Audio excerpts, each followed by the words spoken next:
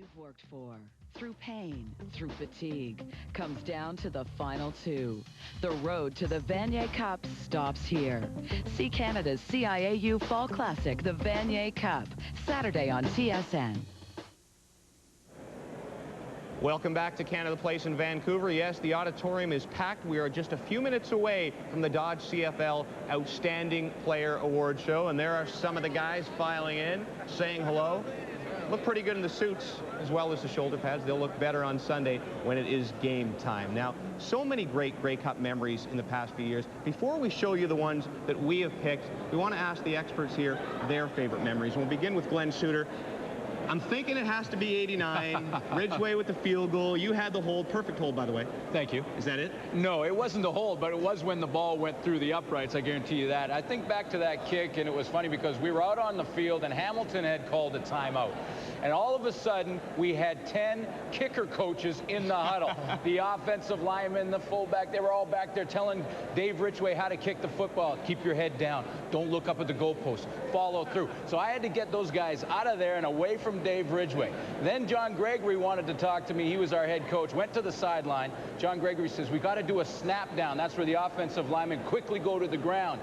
I said, John, let's not do that. So we got in a bit of an argument on the sideline. Tried to draw him offside? Yeah, that's right. That's exactly what they were trying to do. I said, no, let's not do that. You know what? Let's just kick this thing, win the game, and get out of there. And when that ball went through the uprights, it was the greatest memory of my life as a football player. And the other thing that I remember about that game, and is something that may be a surprise, is that I became a fan in the game that with an opponent. Tony Champion's catch in the end zone in that football game was absolutely amazing, and I was on the field, saw it firsthand because I was standing beside the guy when he was doing his touchdown dance. But I became a fan of the CFL when I saw it, thought it was the greatest catch. And the only other thing, guys, is when I looked in the eyes of the guys after that catch, and I knew we had a chance to come back, and that's a feeling that you don't get very often. Well, I hope you guys like the story out there because, you know, we kind of hear it every day. Want to talk about 89 again? No. Chris, I know 91 was your favorite year. You've told me that many times. Was there one particular player moment that sticks out for you? Well, not really, because in 1991 I got knocked out. I don't really remember a whole lot about the doggone football game, to tell you the truth. I don't remember a whole lot about the plays. But you know what? The Saturday before the game, the Saturday practice, the afternoon practice, the emotion, the intensity, just the feeling of 39 people trying to accomplish one thing, to see grown men kind of with their eyes welling up, talking about how important it is to them, talking about, hey, this may be my last time to get a Grey Cup ring. I don't have a Grey Cup ring. I don't have a high school ring. I don't have a college ring. This may be my last time to get a ring that doesn't represent a game. It doesn't represent a year. It represents an entire career. It's extremely important to these young men that they win on Sunday. I can't begin to tell you how much of a feeling you get on that Saturday anticipating that Sunday game. There's nothing like it. I have not been able to find that type of feeling in any other phase of life. It's very unique, Matt, and hey, in some way I can experience it again. You never know. I don't know, Chris. I'm not sure. It's a pretty good feeling. Sounds like. My feeling and my experience was Friday before the 91 Grey Cup. It wasn't actually during the game. It was a Friday night before the Sunday Grey Cup game back in 91. I had a broken up shoulder, and I was in the hotel ballroom with these people. Kevin Duguay, our trainer, Dr. Robert Jackson, orthopedic surgeon, my father, Adam Reed, our head coach, Mike McCarthy, our general manager. And we were just laying the cards on the table, trying to figure out if it was in the best interest of the team, if it was in my career, where we stood, if I was going to be capable. And all came down to, well, we got to shoot this baby up to see if he can even throw. And so what happened is we spread the tables out. McCarthy went down the other end of the wing in the ballroom, picked up a ball, and I started skipping them to him. And this is not good. And then the medicine finally kicked in, and I started popping him in the hands, and I said, thinking to myself, hey, that's Mike McCarthy over there.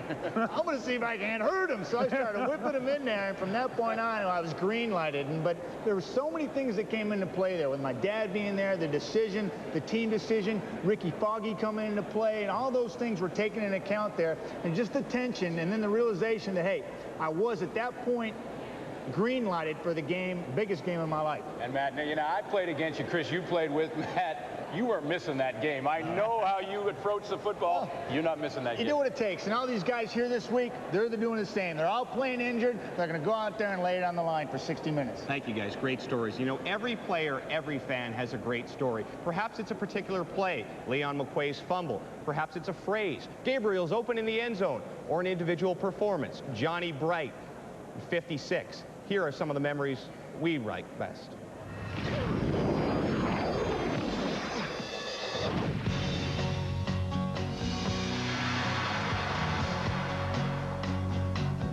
Al Ford back there along with Bob Pierce, two punters. Henley will hold.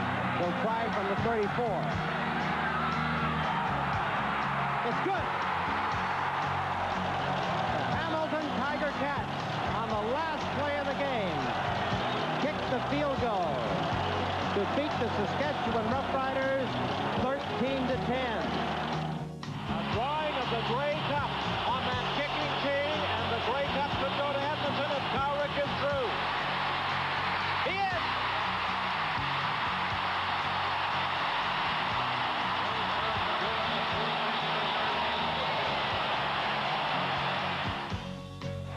A 35-yard attempt for David Ridgway. It's up. It's good.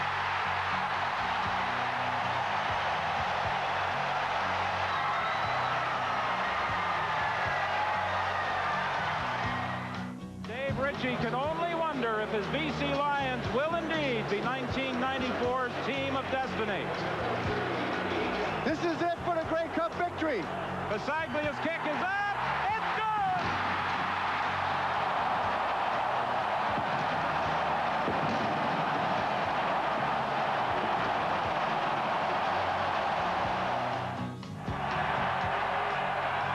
The final play of the 98 Grey Cup. It's good. And the Calgary Stampeders are Grey Cup champions.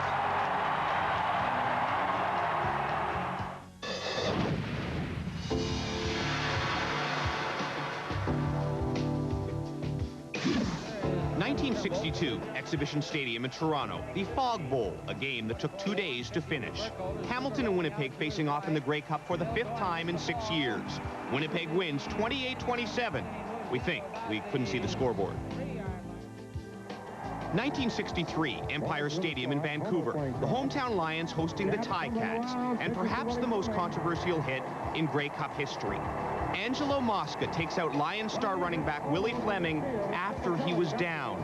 Fleming's day was done. He would eventually get up, but the Lions were down and out.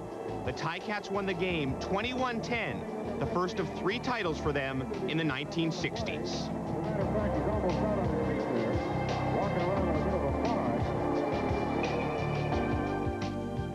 1971, Vancouver. The Argos trying to end a 20-year Grey Cup drought. But Leon McQuay fumbles their dreams away. Stamps win, and the Argos drought would continue for another 12 years. He scored all the Montreal points to this point. And it is no good. No good. 1 point only. The score is Edmonton 9, Montreal 8.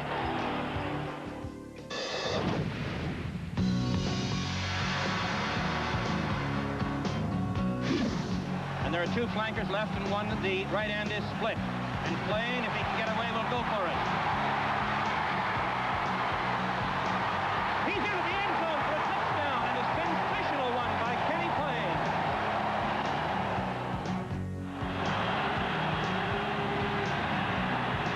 Gabriel is open in the end zone. Touchdown! And the Ottawa fans and players are going crazy. First and goal from the 3.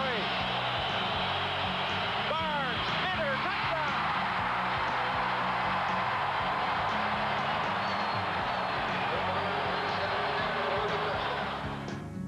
This attempt from the right hash marks. And he again missed it to the right. Gizmo has a block and the sideline. He has not stepped out. He may go all the way. He needs 1 block and he'll do it easily. He may not need the block. Henry Gizmo Williams with Melissa chasing him. Scores. 48 seconds remaining. Third down. Hamilton into the end zone. Touchdown!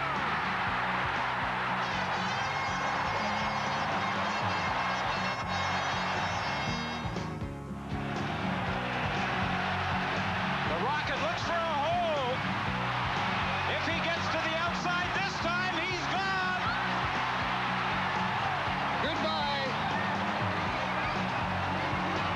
The Rocket delivers. The $1 Million Man provides cause for celebration among the Toronto Argonaut owners. An 87-yard kickoff return. They are all unforgettable. Now it is up to the Ticats and Stampeders to make their own memories in the 87th edition of the Grey Cup game. But for now, it is time to honor the greatest individual achievements of 1999, the Dodge CFL Outstanding Player Awards. Tonight, the CFL honors the best of the 1999 season. The BC Lions lead the way with 4 nominations, including Outstanding Defensive nominee David Benefield. The Eastern champion Tiger Cats are close behind with 3 nominations, led by Outstanding Player hopeful Danny McManus, who goes head-to-head with Stampeder slotback Alan Pitts. Montreal's Uzuma Okeke is back in search of the Outstanding Offensive Lineman trophy, while Toronto's Mike O'Shea looks to capture his first Outstanding Canadian Award.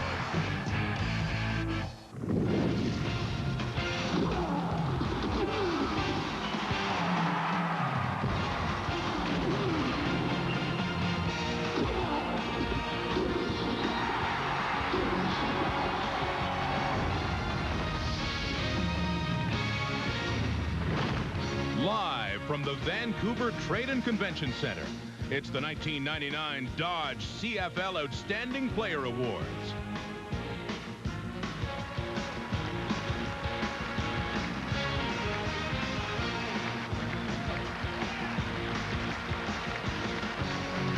Ladies and gentlemen, here's your host, Mr. John Wells.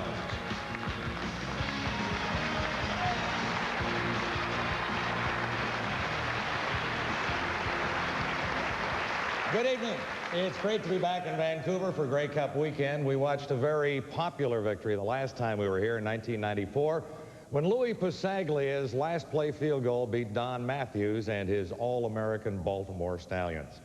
5 years may not seem like a long time, but it was about 5 or 6 BC ferry scandals ago and 3 premiers ago as well. As for the Lions, Louis is still kicking. And for a few moments, last Sunday, it looked like he might get another shot at the Grey Cup. Still, it was a super season for the BC Lions, and congratulations to Greg Mons and the entire staff.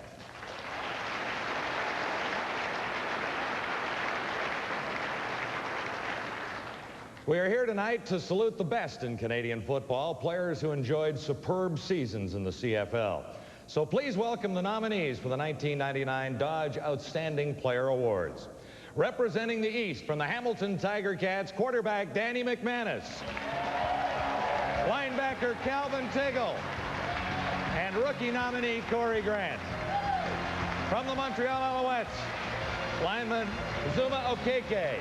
From the Toronto Argonauts, linebacker Michael O'Shea. And representing the West, slotback Alan Pitts from the Calgary Stampeders. And 3 members of the BC Lions, rookie nominee Paul Lacoste, veteran linebacker David Benefield, and double nominee Jamie Terrace. Okay, guys, on 3, take a bow. 1, 2, 3. Hey, that worked pretty well. All right, you can take your seats down front here, gentlemen. Congratulations on your outstanding seasons, and good luck here tonight. Straight ahead. O'Shea is leading the charge.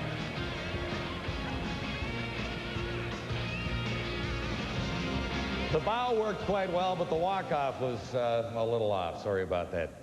We enjoyed one of the most dramatic Grey Cup finishes ever last year in Winnipeg. It came down to a Calgary field goal on the last play of the game before the Stampeders subdued the Hamilton Tiger Cats and won by 2. The 1999 Grey Cup is a rematch, and based on the division finals last weekend, it's a good bet Sunday's game will come down to the final minute in typical CFL style, just like the finals last weekend. Both games decided by a total of 3 points. There was the big play in Montreal. 2 minutes on the clock. Danny McManus got the ball to a linebacker, and then McManus found the end zone with Ronald Williams. Now, ladies and gentlemen, please welcome Ron Lancaster and the Hamilton Tiger Cats. Gentlemen, and everyone over there, stand up and take a bow.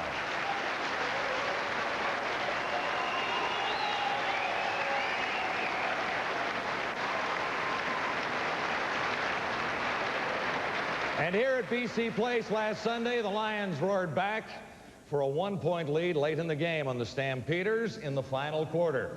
Battered Calgary quarterback Dave Dickinson came back to engineer a late drive. A couple of crucial catches set up the game-winning points. Here they are. Mark McGuire's 4th field goal of the game gave the Stampeders a 2-point advantage and a chance at a 2nd straight Grey Cup championship in Vancouver this weekend. Ladies and gentlemen, please welcome Wally Buono and the defending Grey Cup champion Calgary Stampeders. Stand up all and be recognized.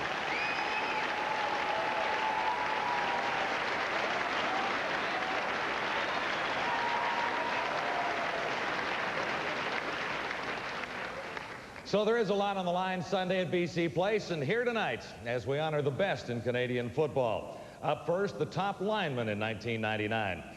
It's tough to get recognized up front in the trenches, and too often the only time offensive linemen get mentioned is when they're guilty of a minor indiscretion like holding or something. So to introduce the nominees tonight, 2 players who spent their careers denying they were ever guilty of anything. Former Argo Chris Schultz, who finally found fame as a member of the TSN football panel, and Rob Smith, a 1992 award winner with Ottawa before he saw the light and came west to join the Lions. Gentlemen.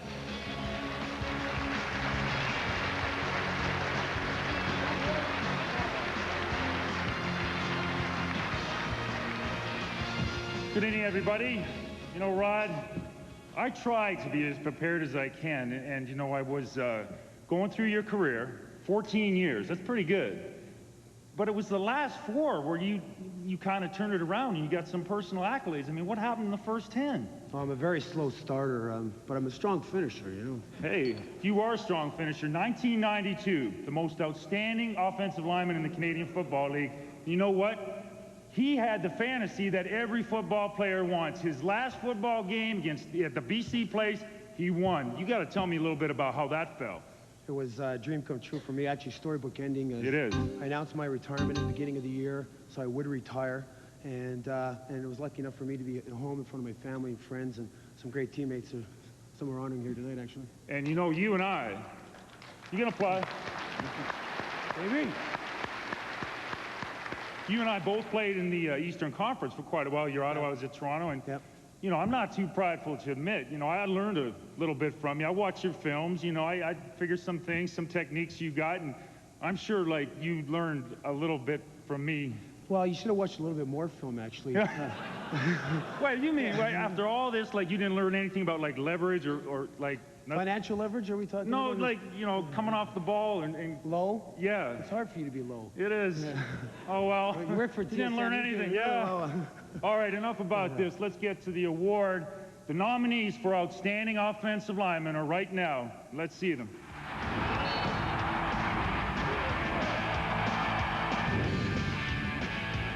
The Western nominee for the most outstanding offensive lineman is Jamie Terrace of the BC Lions.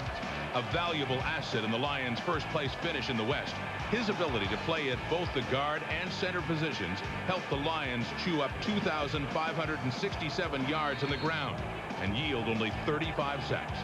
Terrace highlighted his 13th CFL season, all with BC, with his 3rd team nomination for Outstanding Offensive Lineman. Representing the West, Jamie Terrace. The Eastern Division nominee is Uzuma Okeke of the Montreal Alouettes. This 6'2", 295-pound tackle from Southern Methodist University capped off his 6th CFL season with his 2nd consecutive East Division nomination, as he helped open up holes for Mike Pringle and the Owls' 3rd-ranked rushing offense. Besides racking up 2,436 yards on the ground, this unit allowed the 3rd fewest quarterback sacks with 37. Representing the East, Uzuma Okeke. Folks, 2 outstanding linemen that had great seasons, and here present the award on behalf of Molson Canada, President of the Western Region, Blair Sheard. Rather fitting, huh? Can we step back? Thanks, guys, and on behalf of Molson Canada and our employees across the country, it's my pleasure to introduce this year's outstanding offensive lineman, Uzuma Okeke.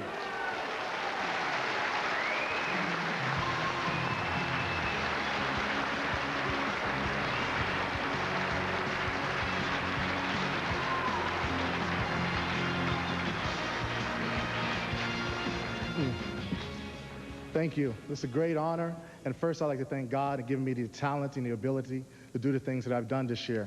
I also like to thank Tracy, my fiance, for being with me this year and for giving me a lot of support. I'd like to thank my teammates, the Montreal Alouettes. It's been great playing with them, and my, my offensive line, Neil Fort, Mike Sutherland, Brian Chu. It's been a great honor playing with them. Just want to thank everybody here at the CFL. Thank all the Molson, all the sponsors. Thank you very much.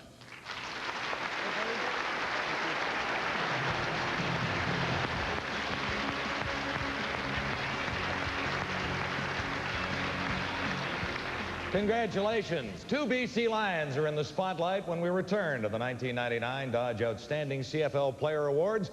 And as we take a break, players who dish it out on defense.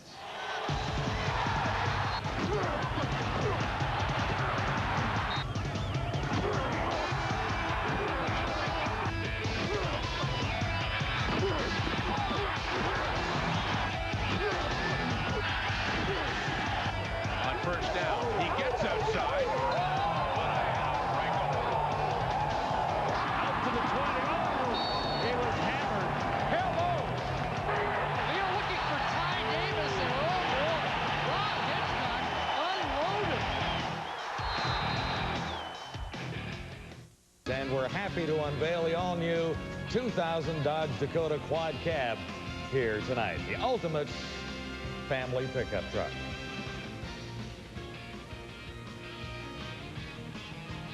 Did I really have Mark McLaughlin kicking the field goal or Mark McGuire? Anyway, it was apparently McLaughlin, not McGuire. There's a new award this year, and it seems about time we recognize some special players. The John Agro Award goes to the CFL's most outstanding special teams player. John Agro was instrumental in helping the Players Association establish their own situation 34 years ago. He remained the Players' Legal Counsel from 1974 until his death almost a year ago. John represented the players with passion. He was a tough negotiator, yet unselfish in lending his services. He loved players, and he loved the game. And now, to make the presentation of the inaugural John Agro Award, please welcome his wife Josie and daughter Marjo.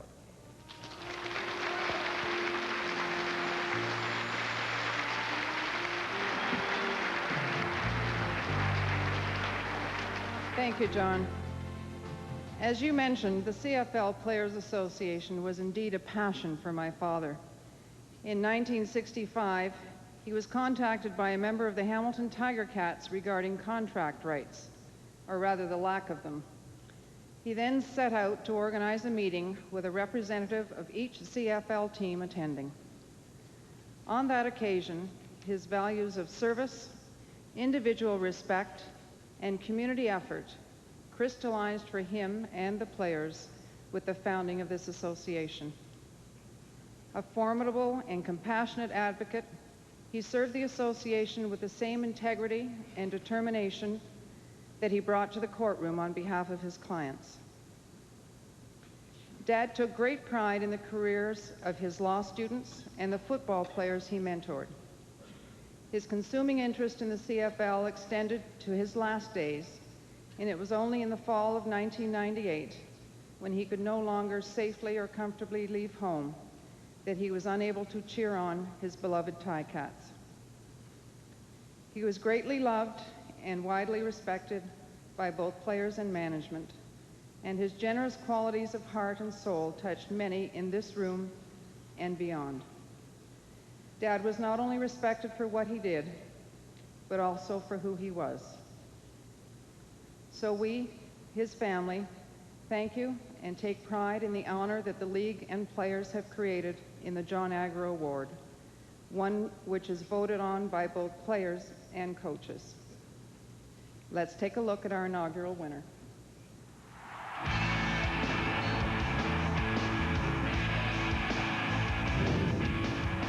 The winner of the John Agro Memorial Award for Special Teams is Jimmy Cunningham of the BC Lions. Jimmy the Jet took off in 1999 as he racked up 1,694 yards in returns for BC. Cunningham returned 89 punts for 662 yards and 2 touchdowns. One, an 81-yard score, and the other a 65-yard return in overtime to beat the Eskimos in Week 15. He also returned 47 kickoffs for 1,032 yards, including a 98-yard touchdown against Saskatchewan. The first recipient of the John Agro Memorial Award, Jimmy Cunningham.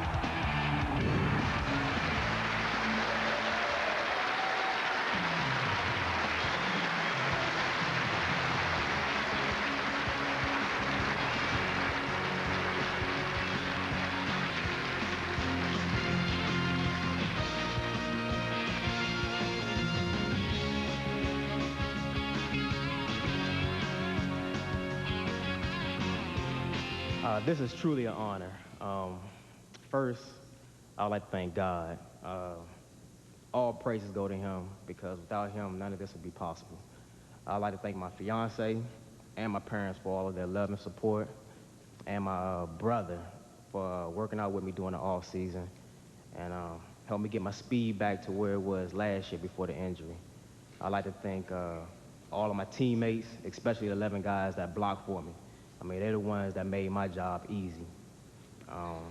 I'd like to thank John Agro, the league, and the CFLPA for allowing me to win this award. Thank you.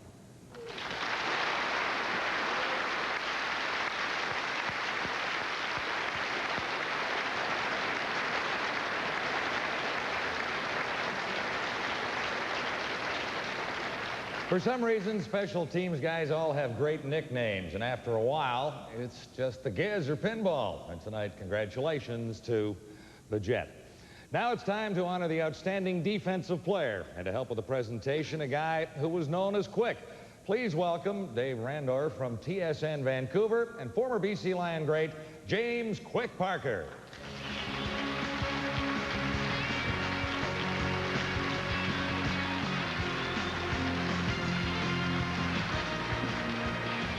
Good evening, everybody. James Quick Parker, 82, 84, 1986, a three-time winner of this award.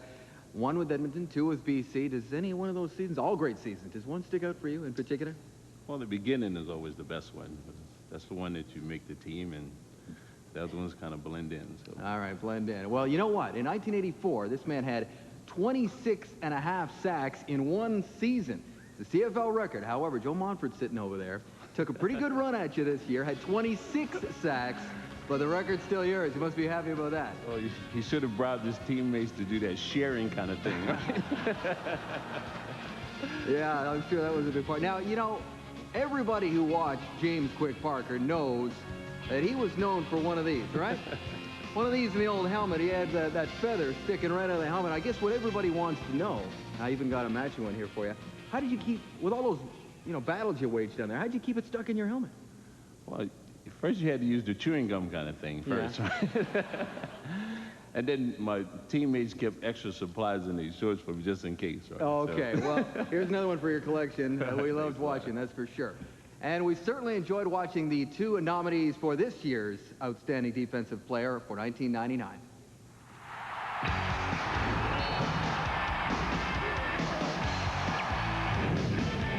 The Western nominee for Most Outstanding Defensive Player is David Benefield of the BC Lions, enjoying the first divisional finalist nomination of his 8-year career. This defensive end led a Lions defensive unit that tied for the fewest points allowed per game. He finished the 1999 campaign with 47 tackles, 3 of those for losses, and racked up 9 quarterback sacks, 6 knockdown passes, 2 interceptions, 2 fumble recoveries, and tied for the league lead with 5 forced fumbles. Representing the West, David Benefield. The Eastern Division nominee is Calvin Tiggle of the Hamilton Tiger Cats. Also earning his first division nomination, Tiggle was a key member of a Ticat defense that ranked 2nd in total yards against. This 6th-year CFL veteran led the league with 106 defensive tackles and wreaked havoc from his linebacker position as he forced 3 fumbles, recovered 2 more, and picked off 2 interceptions for 32 yards. Representing the East, Calvin Tiggle.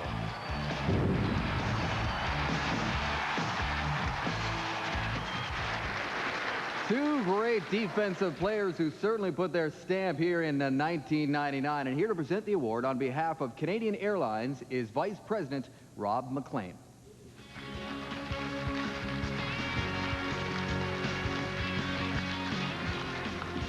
Thank you and good evening. Canadian Airlines has been a proud sponsor of the CFL for a number of years. And on behalf of our 16,000 employees, I'm very pleased to be here tonight to present the Dodge Most Outstanding Defensive Player to Hamilton linebacker Calvin Tiggle.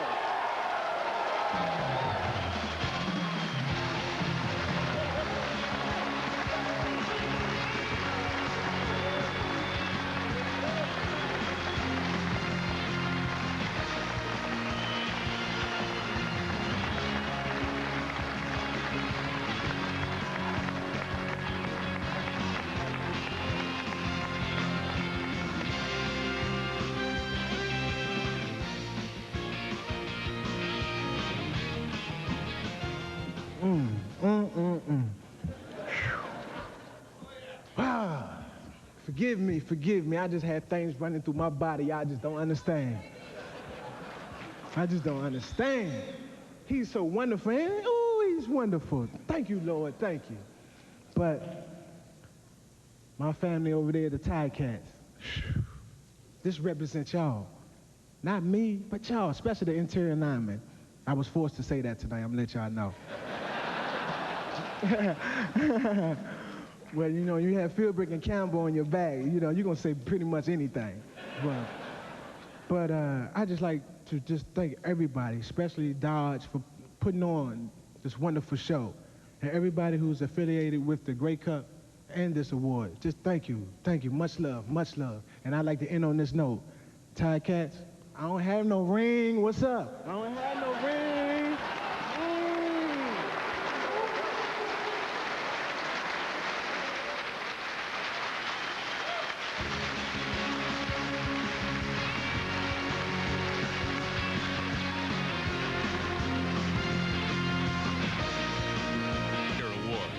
Live from the Vancouver Trade and Convention Center, here's your host, John Wells.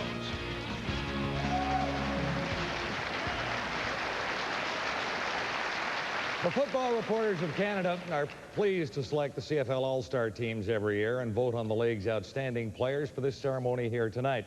Unfortunately, we're a rather disorganized group of writers and broadcasters who could not be trusted to keep a secret. In fact, even simple math is a challenge to most members of the FRC. So we need help to tabulate the vote on these awards. And we welcome a partner in the prestigious firm of Deloitte & Touche, Rick Wilson, to verify that the results that we're presenting this evening are correct and everything is on the up and up. How do we do this year?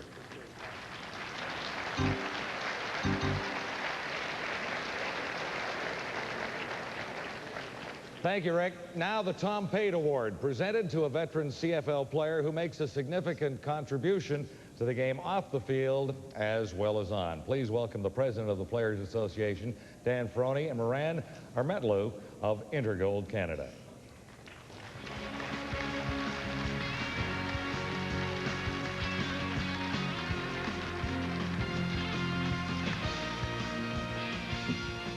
Well, Moran, our favorite time of the year again. Hey, Dan, it's great to be here in Vancouver.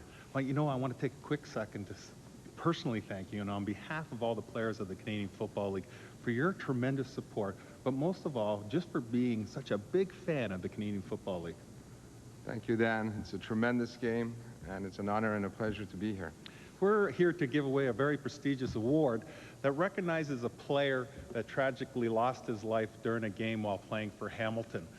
This award is voted on by the players and the coaches of the Canadian Football League, and it recognizes outstanding achievement on the field, but most of all, it recognizes outstanding achievement off the field.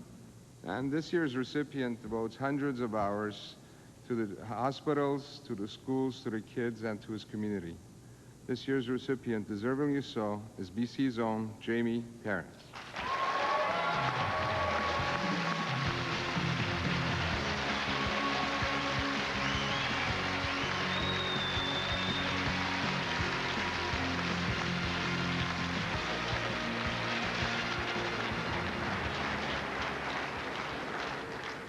This is my son, Willie. He's 3 months old.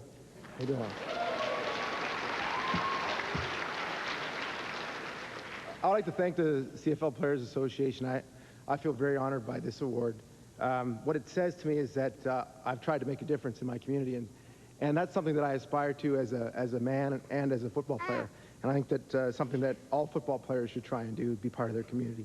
I'd also like to say that in some ways it's been easy for me to give, because I've been given so much ever since I've been a kid, from my family, from my friends, from my wife Jennifer, and from all my teammates as well.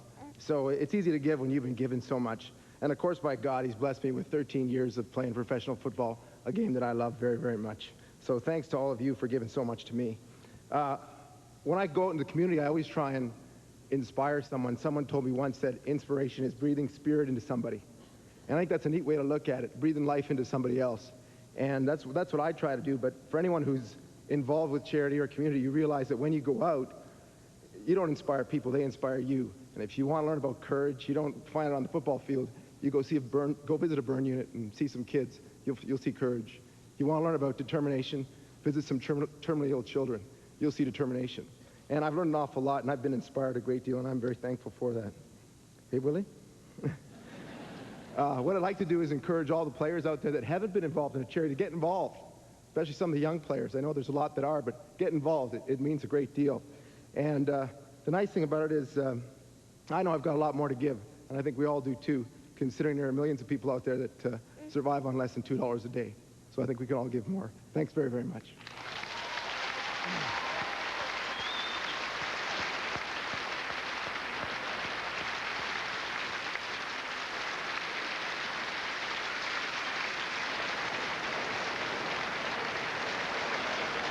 Thanks, Jamie, and to Willie, too. Jamie Terrace, just one of the reasons the BC Lions had such a great year in 1999. Now here's a guy who truly has a passion for Canadian football and deserves much of the credit for the CFL's resurgence over the past few years. He is the acting commissioner of the Canadian Football League, John Tory.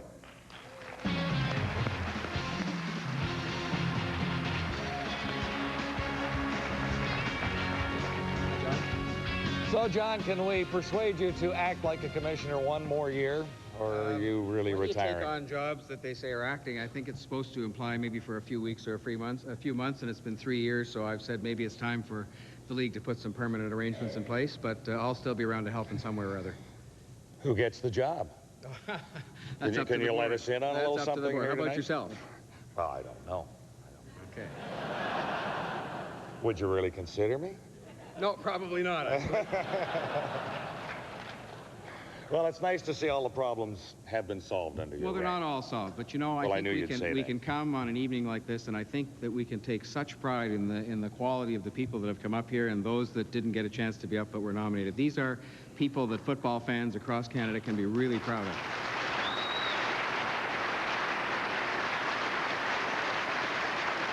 And some interesting news today that the league is looking at expansion, and the good part of the news is we're not going to Shreveport. How do you know? No, I think what's exciting is that thanks to the hard work of the board and the great work that the players do day in and day out, and the hard work that the league staff, Jeff Giles and everybody else do, that we've got interest from Canadian cities, Quebec City, from Eastern Canada. I hope we can get back to Ottawa, but we've got to expand this great game across Canada, and we're going to do it.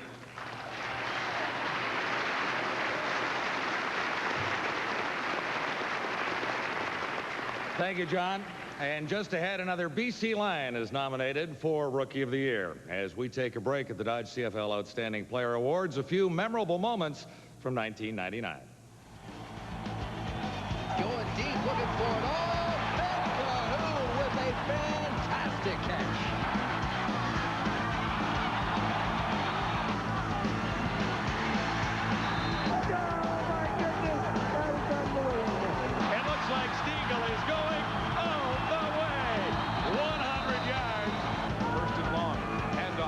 Terry negotiating yardage, and a big move, still going, across the first down marker. Ryan Terry has the blockers, including Dave Marker, to the 5, touchdown, there it goes. For the outstanding players tonight are provided by Intergold, full recognition resource, rewarding corporate excellence, celebrating school spirits, and immortalizing athletic prowess. As well, all nominees will receive DVD players from RCA. RCA, changing entertainment again. Just ahead, the outstanding rookie of 1999.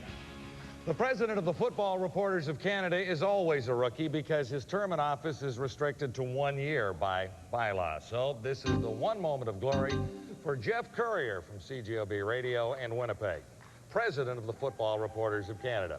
Now, he'll explain to you the voting process and how we arrived at the winners tonight. We'll do this quickly, John. This is kind of the accountant's version, but 5 voters from each of the CFL markets are chosen, and there are a couple of voters at large around the league.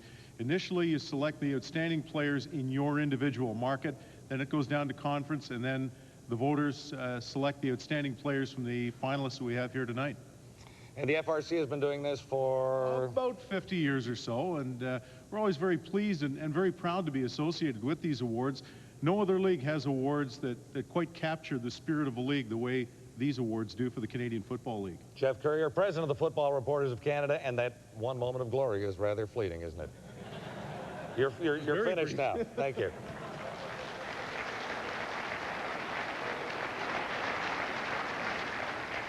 From one rookie to another, not many reporters come to the Grey Cup to get a little sleep, but we have found one here this year. TSN's James Duthie became a first-time father last week, so he's getting more rest here in Vancouver than he could get at home. To present the Outstanding Rookie Award, Jared Duthie's dad, James, and former BC Lions hero, Norm Fieldgates.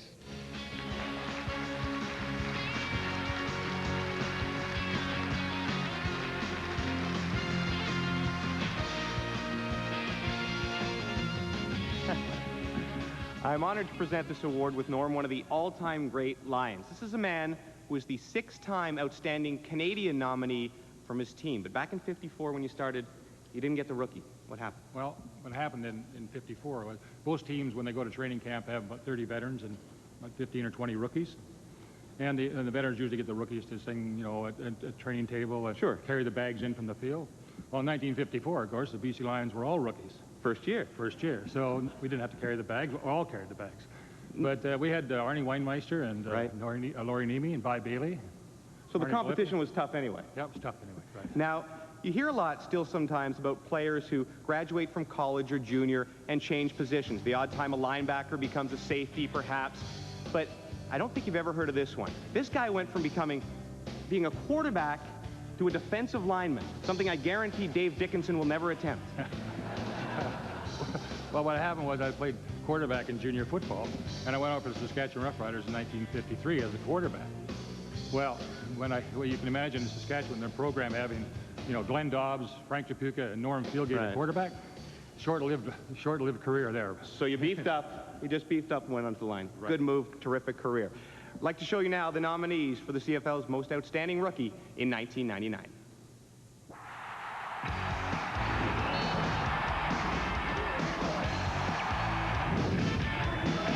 The Western nominee for Most Outstanding Rookie is Paul Lacoste of the BC Lions.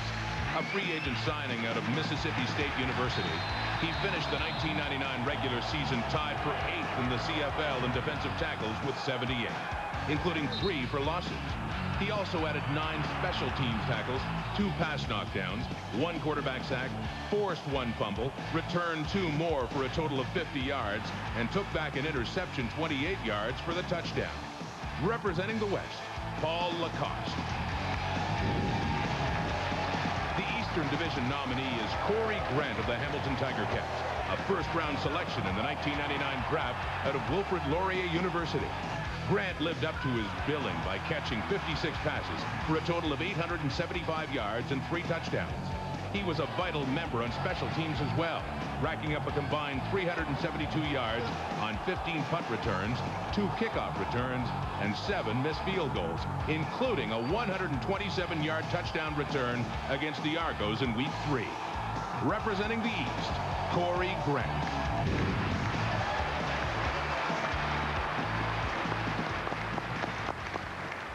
Two terrific rookies, one on offense and one on defense. Now, tonight's award is presented by Adidas, and on behalf of Adidas Friday Night Football, I'll have Norm do the honors.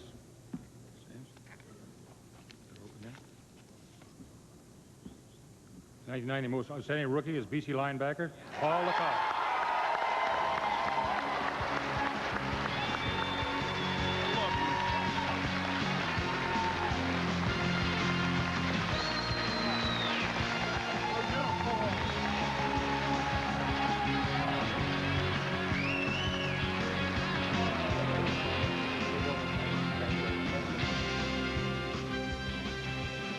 Well, of course, without any question, if it wasn't for God, I wouldn't be here.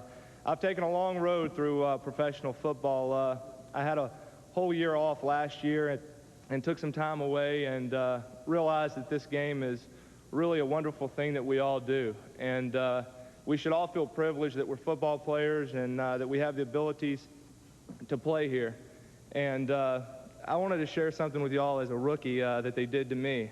And I thought it's very fitting. I'm a hyperactive guy. I don't really relax ever. And yeah, I see Coach Mons laughing on the monitor here.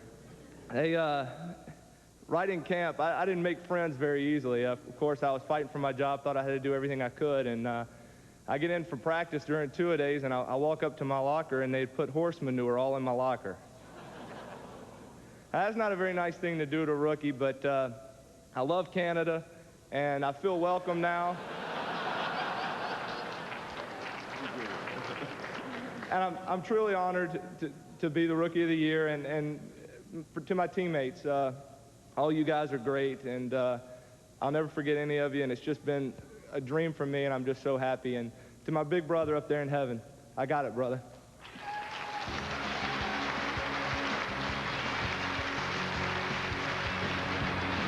Congratulations to Paul Lacoste. Still to come at the Dodge CFL Outstanding Player Awards, the top Canadian and the CFL Player of the Year.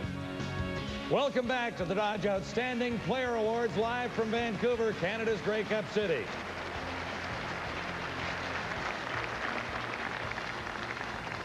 It's great to be back here. The stadium at BC Place has been home to more than a few memorable moments from CFL championships past.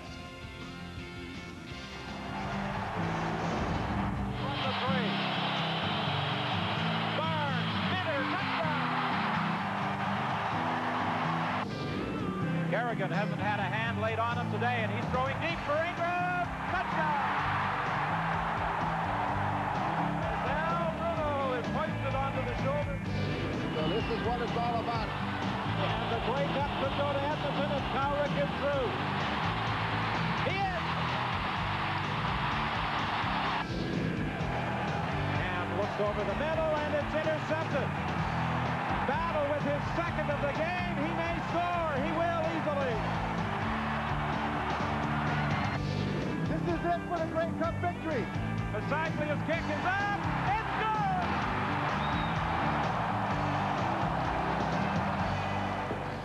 It's nice to welcome a long-time linebacker, former president of the BC Lions, current president of the Grey Cup Committee, Jack Farley. Well, your Lions had a shot on Sunday. They did, Mr. Commissioner, but I'm afraid we didn't quite make it, but next year is always the time. Is everyone having a good time at your Grey Cup? Hey, we're having a party. The theme this year is Join the Party, and we've started. The chuck wagons are rolling down Granville Street right now as we speak, I understand. The 1,200 people in your audience tonight, they're going to enjoy a great party when they leave through the ballroom, and we've got lots of things happening in the city. So where's the big party tomorrow? The big party tomorrow, we're going to open the doors of BC Place Stadium, and we're inviting everybody to come down, watch the teams in a short practice. We have the 8 dance teams in town from the CFL clubs. We've got another 40 high school dance teams. They're going to have a cheer fest. All sorts of good things are going to happen in the stadium. Everybody should arrive by 10 o'clock. 3 o'clock, they're going to have their fill. All right. Thank you very much, Jack. Jack Farley, president of the Grey Cup Committee, 1999. Now to the CFL's Outstanding Canadian of the Year. And to make the presentation, a guy who came down the mountain in North Vancouver and is still reliving his perfect hold for Saskatchewan's game-winning field goal in 1989 at the Grey Cup. My pal from Adidas Friday Night Football, Glenn Suter, and another Lion legend, the CFL's top lineman in 1977, Al Wilson.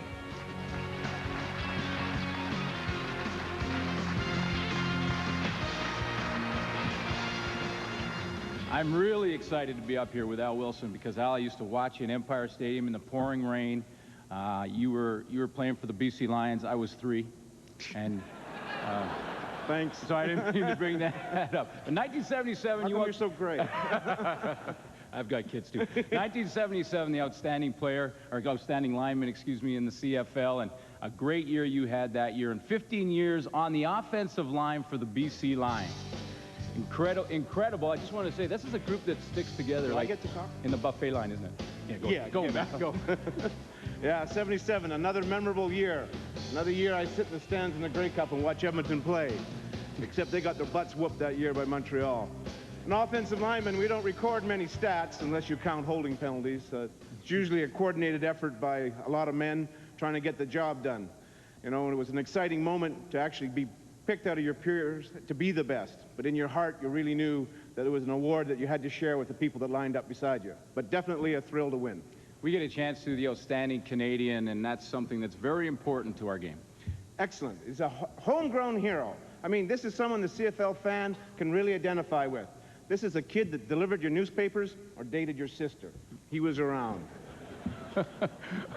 Well, let's take a look at a couple of those homegrown heroes, the 2 nominees for Outstanding Canadian.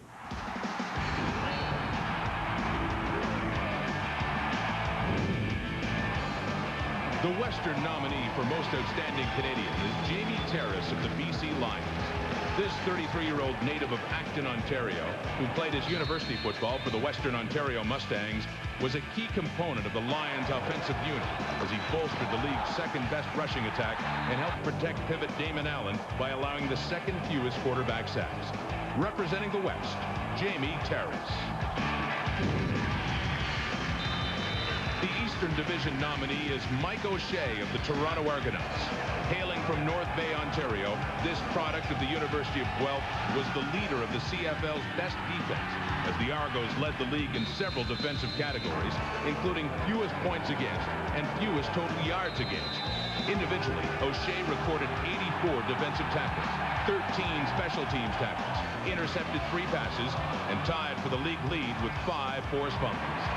Representing the East, Mike O'Shea.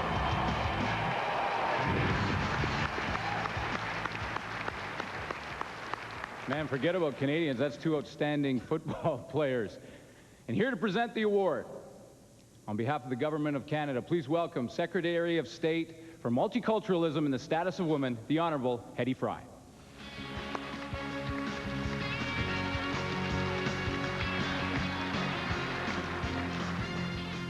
Good evening, everybody. I want you to know it's a real honor for me to be here tonight on behalf of the Government of Canada to present the Dodge Outstanding Canadian Player. And the winner is The 1999 Most Outstanding Canadian Player is Toronto linebacker Mike O'Shea.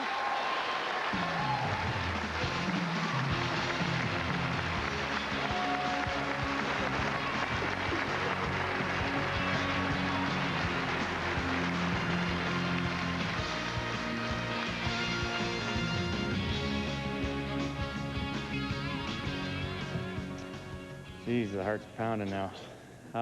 First of all, congratulations to Jamie Terrace, obviously a double nominee and the Tom Pate Award winner. He made a quick transition from guard to center, made it very easy. It made it look very easy. It's a tough job. Congratulations to both teams too, to making it here to the Grey Cup.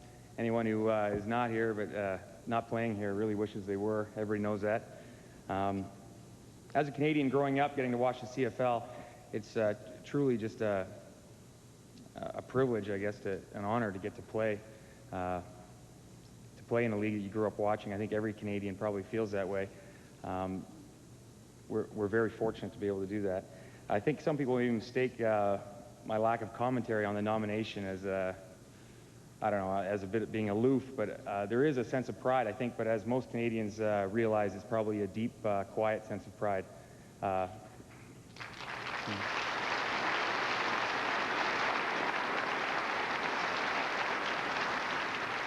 There are a few people I'd like to thank. I'd like to thank my wife first. Her kindness and generosity. She afforded me all the time that was needed for me to spend the extra time in the film room and in the weight room to be able to play the season that I did. Of course, my teammates. You know, this is a team game. Everybody here realizes that. The 11 other guys on defense, and my whole team especially, but the 11 other guys on defense certainly all played well every game and made me look a lot better than I actually probably am. Gary Echeverry, great defensive coordinator, brought in a system this year, asked me at the beginning of the year before I signed if I just wanted to have fun and play in a good system. I said yes, and sure enough, he provided a system that was allowed us to be one of the better defenses in the league, along with Darryl Ladrell and Kim Dameron, the defensive coaches. The other coaches on the team, great job this year. The Toronto organization has been led by Bob Nicholson. Truly a great organization, and it really flows. His professionalism really flows downhill. I'm looking forward to you know, what's in store for the Argonaut team and franchise come the new millennium with the new ownership group, apparently. Anyway, thanks very much. Thanks to my family and my extended family, the Outlaws, the in-laws, I mean. Thank you very much.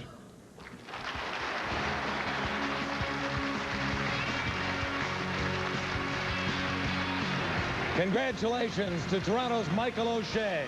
The big award is next, coming up on the CFL's Outstanding Player. Nominees for the CFL's Outstanding Player Award in 1999 are fittingly Hamilton's Danny McManus and Calgary's Alan Pitts. They will meet again Grey Cup Sunday at BC Place. And to help make the final presentation, two former BC Lion heroes. One accepted 2 awards on this stage during his career. The other missed out and has turned to television in search of a Gemini now. Ladies and gentlemen, Clean 16, Matt Dunnigan of TSN, and Dirty 30, Jimmy Young, a Lion legend.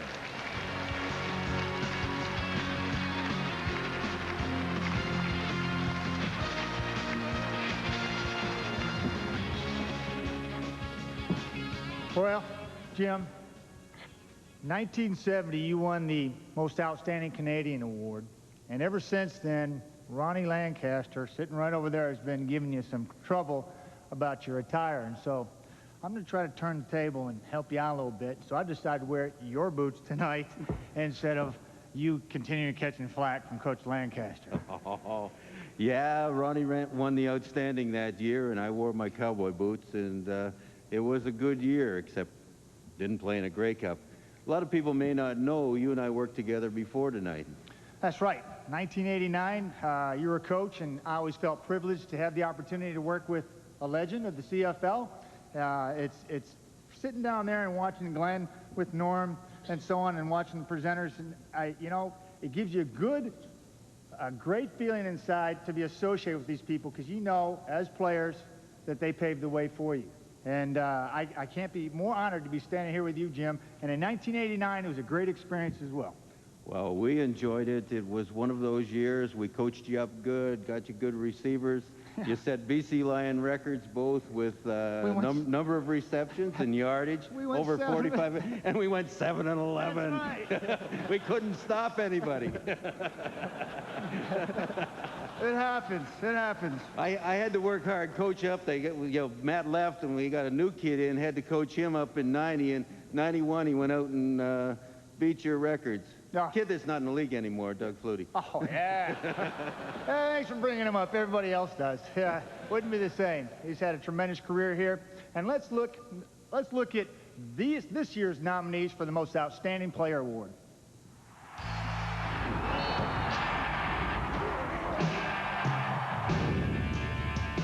The Western nominee for Most Outstanding Player is Alan Pitts of the Calgary Stampeders. For this 10-year CFL veteran, 1999 was another phenomenal season as he led all CFL receivers with 97 receptions for 1,449 yards, marking the 8th time in his career that he's reached the 1,000-yard plateau.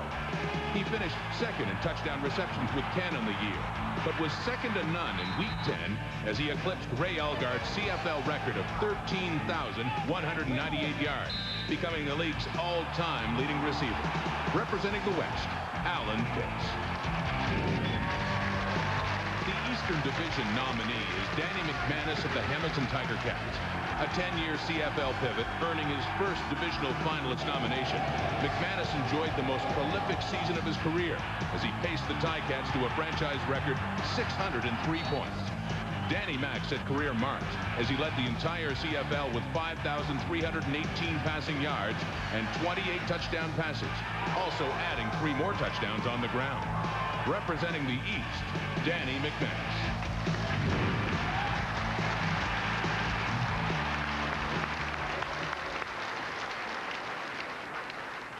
Alan, I would have loved to have the opportunity to play with you, and I always cherish the moments we had, Danny.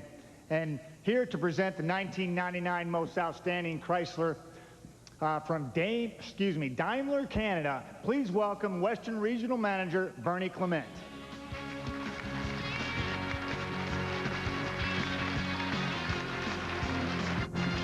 Thank you. It gives me great pleasure to represent Dodge, our Dodge dealers from coast to coast, and our outstanding lineup of Dodge vehicles, including the new Dodge Dakota Quad Cab, the ultimate family pickup, which is being introduced here this year at the Grey Cup. And now, without further ado, let's find out who our 1999 Dodge Outstanding Player Award is.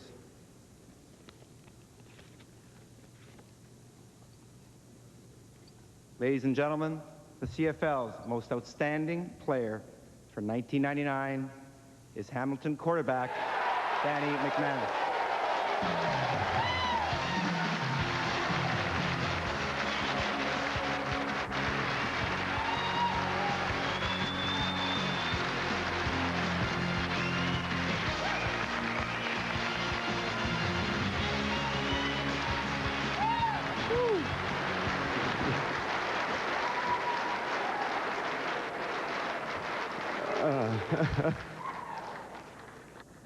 I think, first of all, since the, media picked this, I need to mess up their pool. And I want to thank Paulus Baldiston, because he said if I didn't thank him first, my life would be full turmoil for as long as I keep playing with him. So the media guys in the back, I'm sorry about that. I also like to thank family, friends with their support. Without that, none of this would have happened. Offensive linemen, appreciate it. Even though the other night dinner was a little expensive, thank you. The receivers, excellent job this year, catching anything I threw, even the high ones, without even complaining. And I apologize to Morielli. Last couple of weeks I've been giving a little high to you. I apologize for that. Running backs, Ronnie, keep running that ball like you are. Lamont or LaPointe, whichever one you want to call them. Keep doing it as well. And the defense, you guys get us some short fields. I want to thank you guys as well. The coaching staff from the top to the bottom, outstanding. I think the best in the league. No doubt there's 3 guys in particular that I need to single out. The one who pretty much runs the show is RD, the offense coordinator. I want to thank him. And the two guys that support me off the field, they would love to get on the field, but I am very fortunate they are my other two guys in the trio of quarterbacks, Cody Ledbetter and Montressa Kirby. Thanks, guys. You know, even the information that you guys take away from the receivers, because every time all those guys say they're open, a lot of times they're not, but you guys are able to figure out which one's telling the truth, which one's a lying. I want to thank you. Thank Dodge, too, putting on a great show like this tonight, and then with the Grey Cup, hopefully, player-wise, we can take that over and put on a show for them. They've been outstanding sponsors, and just really thank you, everybody in the CFL. I appreciate this honor, and it's just a reflection of what the Hamilton Ticats have been able to do this year, and thank you again.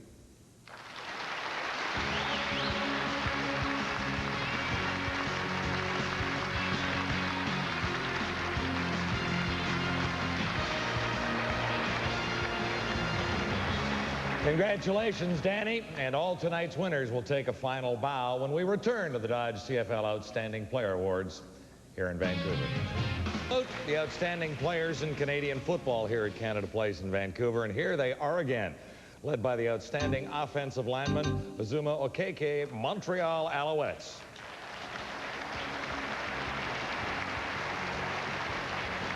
John Agro, special teams player, Jimmy the Jet Cunningham. Outstanding defensive player, Calvin Tiggle. Tom Pate Award winner, Jamie Terrace. Outstanding rookie, Paul Lacoste, BC. Outstanding Canadian, Mike O'Shea, Toronto. And the most outstanding player, Danny McManus of the Hamilton Tiger Cats. Congratulations to all. And to all the nominees as well here in Vancouver tonight. And our thanks to everyone here at Canada Place and the CFL events planning staff. This is a great weekend to celebrate Canadian football. Tomorrow in Toronto, it's Laval against St. Mary's in the Vanier Cup. And Sunday, here in Vancouver, Hamilton meets Calgary in the last Grey Cup of the century. Thanks for joining us tonight. We hope you enjoy a great weekend of Canadian football.